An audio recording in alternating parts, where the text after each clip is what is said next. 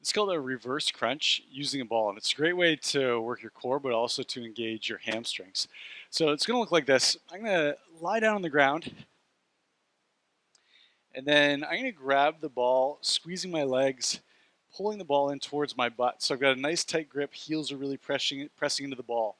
Then I can go hands on my ears, and all I'm going to do is think about rolling that ball up and towards my chest, and then allowing it to roll away from my chest. So again, what I want you to do now is just take a look at my hips. My hips roll up off the floor and then right back down.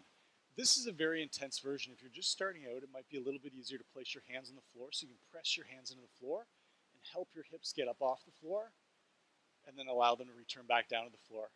Last thing I'm going to point out here, it's really important that we keep our head flush to the floor so the back of my head's actually in contact with the floor throughout the entire exercise. You're going to find that your body wants to make this as easy as possible, and the easiest way to do that is to start bringing your chin towards your chest.